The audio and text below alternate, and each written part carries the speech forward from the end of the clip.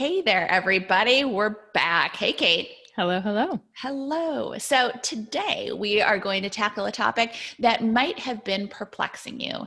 And that is, how do I get experience before I get work when work seems to require that I get experience?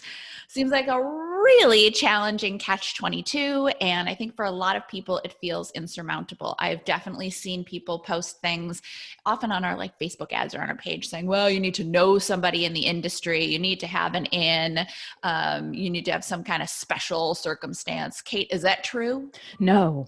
No. End of Wrong. story. Yes, no, it's not true at all. The good Otherwise, news, none of us would be working. None of us have experience before we have experience. yeah, exactly.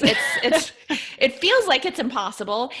And you're correct. That is impossible to get experience before you get a job and get a job before you get experience. It's a construct that doesn't work to begin with. So that should be a hint that there's probably something wrong with that construct to begin with, since there are plenty of working copywriters out there. And as we've said before, nobody was born knowing copywriting.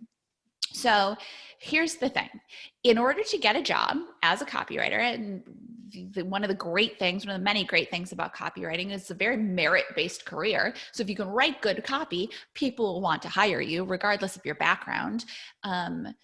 But that said, you need to be able to prove that you can write good copy, which I know is where people hit that brick wall and go, well, how am I supposed to be able to prove it if I haven't gotten anybody to hire me yet? Great question. Kate, what's our secret? What's our trick? Not trick. Not really a secret. But it's creating spec ads. And so it's SPEC. Better at spelling and typing than I am. In my head, I would fail at a spelling bee. SPEC, spec ad. And that is essentially— Can you use that in a sentence, please? I can.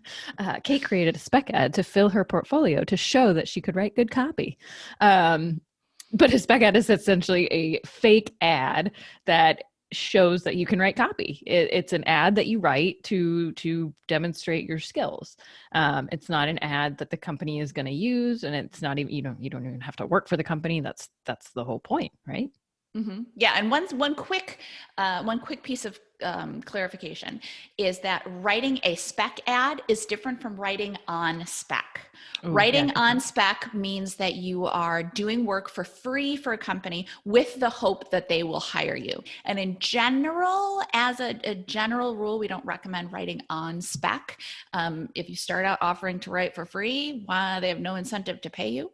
But writing a spec ad is different. You have made the choice that you are going to put the time into creating a really fantastic piece that will demonstrate your skills as a copywriter for people who are interested in hiring you. Kate, is there any kind of like legal issue people should be worried about using a real company's name?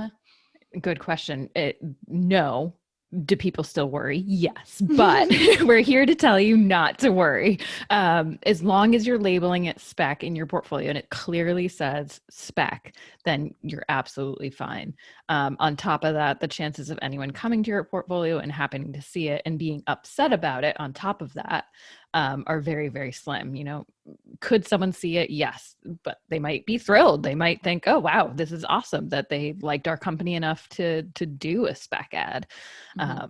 So yes, there's no, put your fears aside. Yeah. There's lots of other things to worry about, and this is not one of them. The coronavirus. Yeah.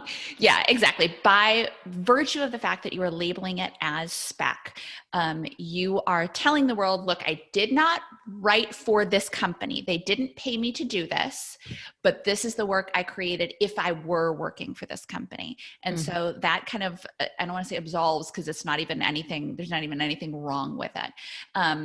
Is there a chance that a spec ad could count against you? Will a potential client see a spec ad and go, oh, this is a spec ad, not a real ad? Do you like how I ask you questions that I already know the answer to?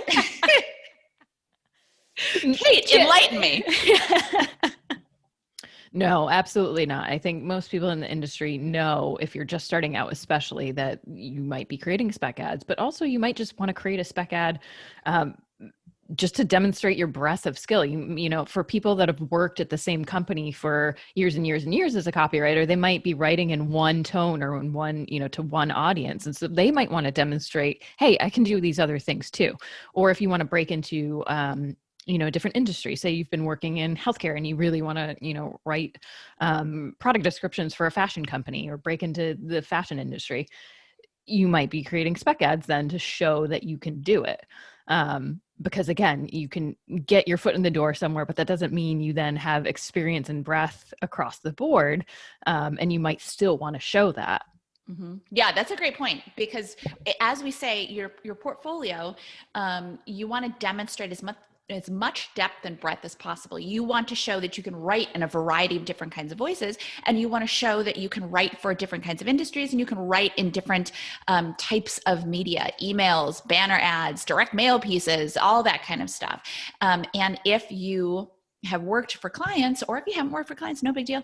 If you have a lot of pieces of one style, you want to be able to show that you can do other things, and spec ads can be a great way to do that. As someone who has hired copywriters, I appreciate seeing spec ads, because it shows me that someone looked at their portfolio and said, you know what, I have a little bit of a hole here. Mm-hmm. Let me fill that hole in terms of my experience, in terms of demonstrating what I can do to people. I like things that show that people go the extra mile. And quite frankly, you know, I think a lot of the things that we teach in the CCA they're not standard. They're not hard, but they're not standard. And it just goes to show you that it doesn't actually take that much effort to go the extra mile.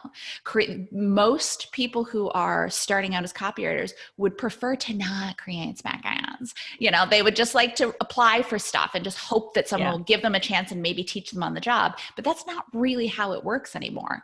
And it goes the same thing with like sending follow-ups and crafting really fantastic, valuable, not salesy, valuable pitch emails.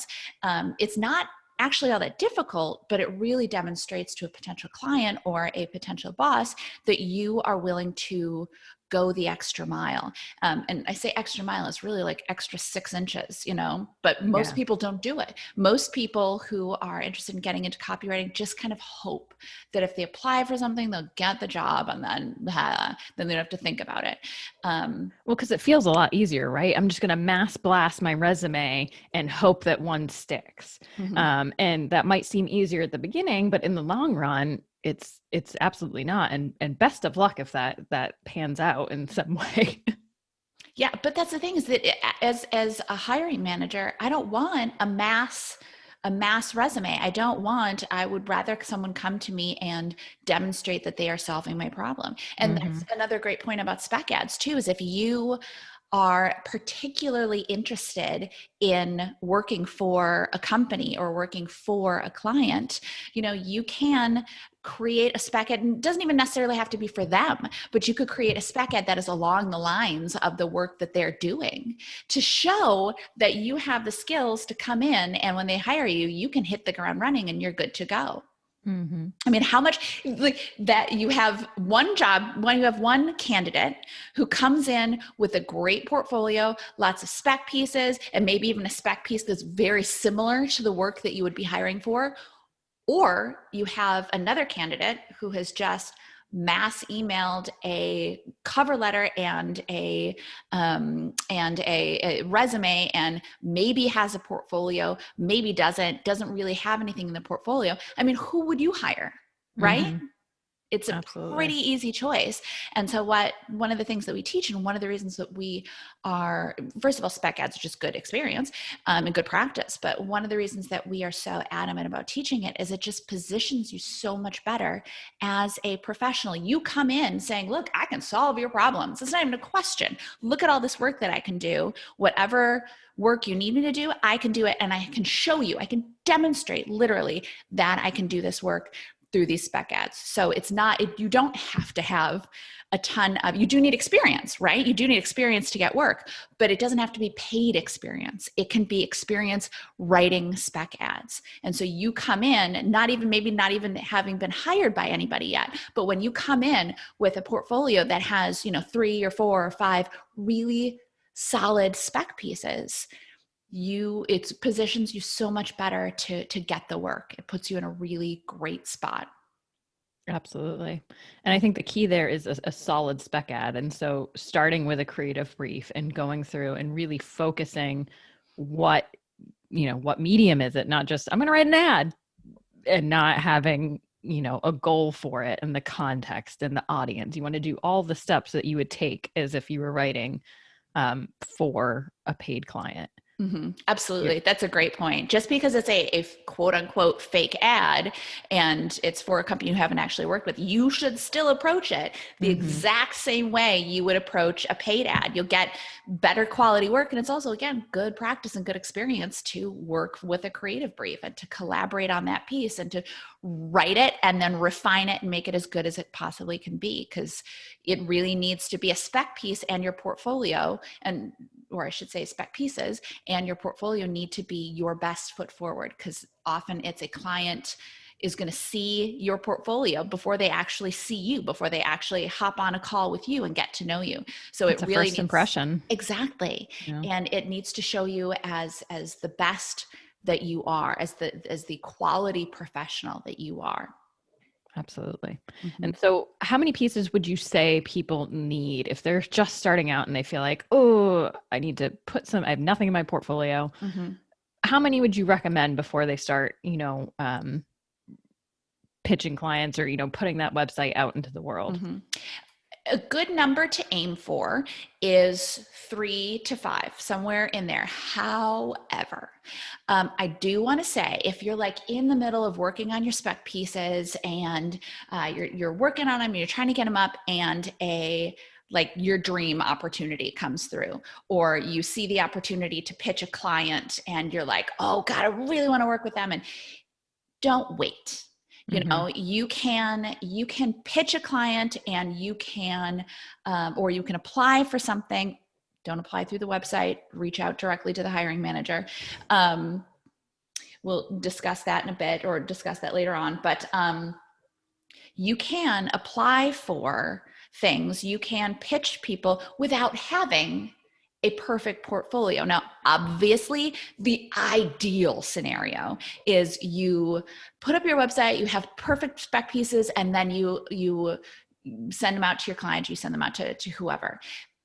But at the same time, if a really amazing opportunity comes up, or you have the chance to work with a client, don't hold yourself back. Don't say, okay, well, I don't have my pitch. I don't have my spec pieces done yet, so I'm not going to apply for this. You can apply for it and still keep working on your spec pieces.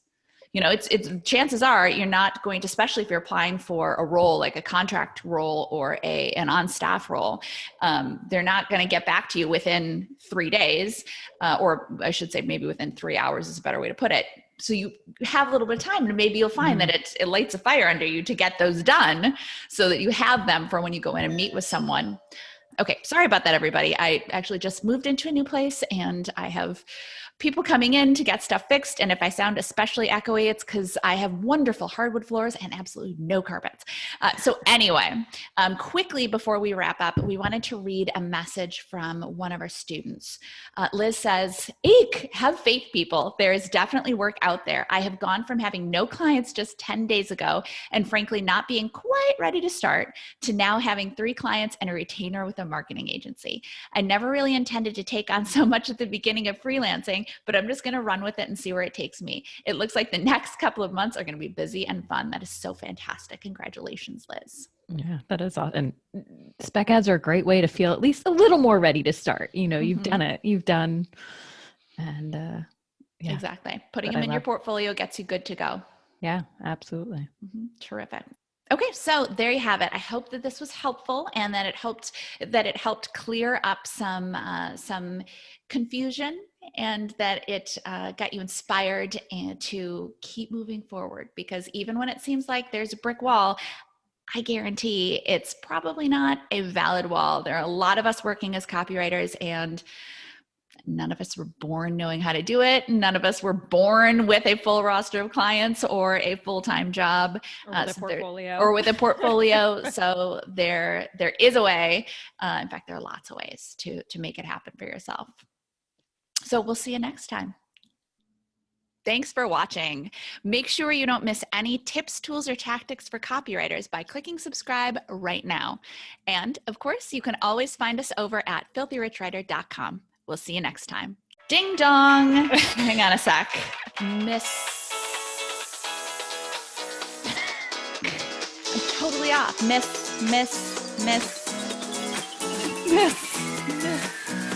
Missy Elliott. Misinformation. Okay. Bye. Yeah, right. Bye. Bye, everybody.